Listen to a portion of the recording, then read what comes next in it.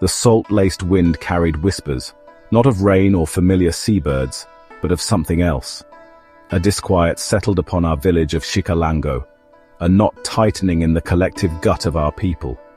For days the fishermen had returned with tales that painted the horizon with strangeness. They spoke of floating mountains, white as bleached bone, adorned with wings that billowed like monstrous clouds. They spoke of thunder that cracked without rain, echoing across the turquoise expanse. We, the coastal Chontal Maya, a people accustomed to the rhythm of the sea, felt the pulse of the world stutter. Today, the whispers solidified into a terrifying reality. From the watchtower atop the highest caber, a frantic cry pierced the humid air. Canoes, larger than any we have seen, white as the heron's breast, but bearing men unlike any we know. A ripple of fear spread through the marketplace, silencing the bartering and laughter.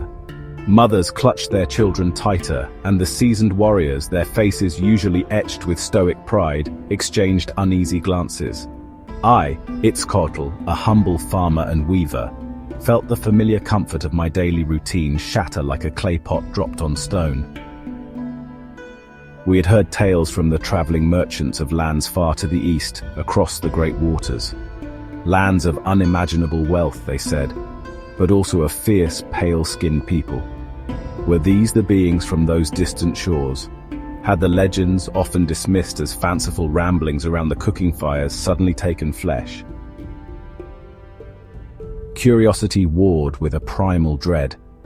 Some of the younger men, fueled by a reckless bravery, gathered their obsidian-edged makuahuitl and atlatls, their eyes gleaming with a mixture of apprehension and the thrill of the unknown. The elders, however, their faces lined with the wisdom of countless seasons, urged caution. Elder, let us observe, let us understand their purpose before we invite the serpent into our home.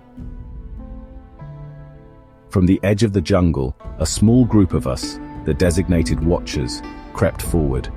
The air grew thick with a strange scent, acrid and metallic, unlike the familiar tang of the sea or the sweet fragrance of the rainforest. Then we saw them. Anchored just beyond the breaking waves were the floating mountains, the Akali, as the Nahuatl speakers among us called canoes, though these dwarfed any vessel we had ever conceived. They were indeed white, their sails swollen like the wings of some colossal unknown bird. Smaller boats, like pale beetles scuttling on the water's surface, ferried figures towards our shore. And the men, they were unlike any we had ever beheld. Their skin was the color of sun-bleached sand, some with strange, fiery hair sprouting from their chins and faces. They were encased in hard, gleaming shells that covered their bodies, reflecting the sunlight in blinding flashes. These were not the supple cotton armor of our warriors, nor the jaguar skins of the bravest. These looked impenetrable, like the carapaces of giant armadillos. They carried strange, slender sticks that glinted like polished bone. As they waded onto the sandy beach, some of these sticks roared with a deafening crack, spitting forth smoke and a sound that ripped through the air like the death cry of a wounded jaguar. The sand around them erupted in small puffs. Fear, cold and sharp, pierced through my curiosity. This was the thunder the fishermen had spoken of. This was not the work of gods we knew.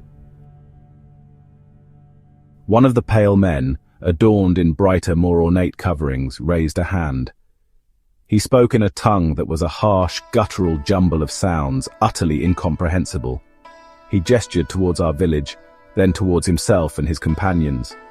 His eyes, a startling shade of blue, scanned us with an intensity that felt both assessing and hungry. Behind him, others disembarked, leading strange, four-legged beasts unlike any we had ever seen.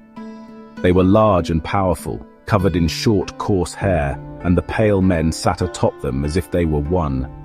These creatures snorted and pawed at the sand, their eyes wide and seemingly just as wary as ours.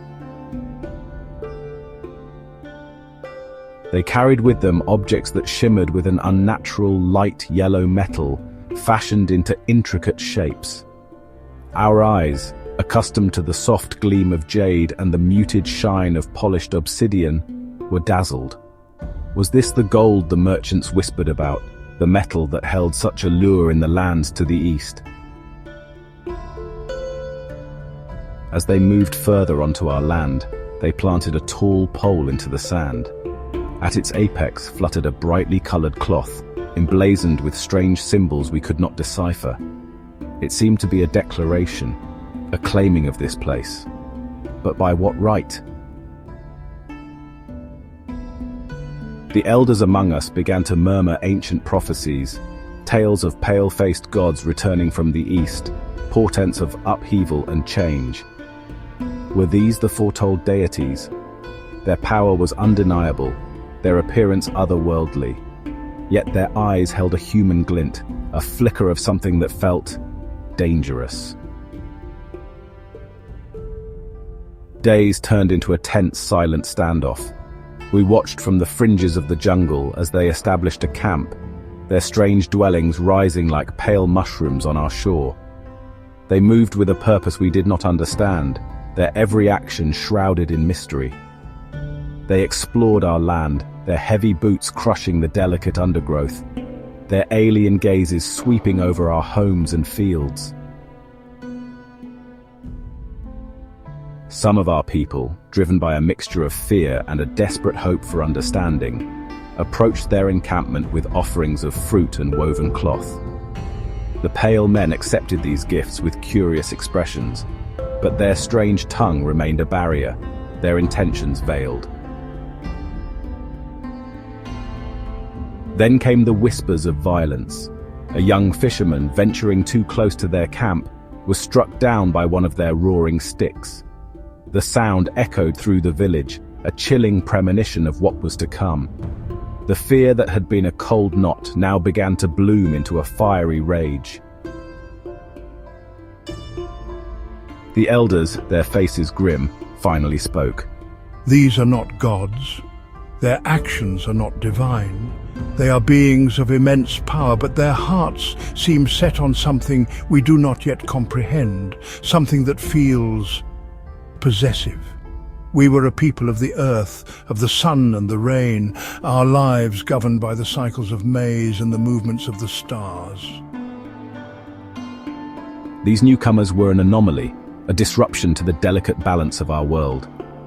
As the sun dipped below the horizon, casting long, ominous shadows across the beach where the pale ships lay anchored, a profound sense of foreboding settled upon Chikalango. The arrival of these strangers felt not like a new dawn, but like the encroaching darkness before a storm unlike any we had ever weathered, one that threatened to tear apart the very fabric of our existence. The gods, it seemed, were either silent or had sent us a test far beyond our understanding. And as I looked out at the white sails silhouetted against the twilight sky, I could not shake the feeling that our world would never be the same.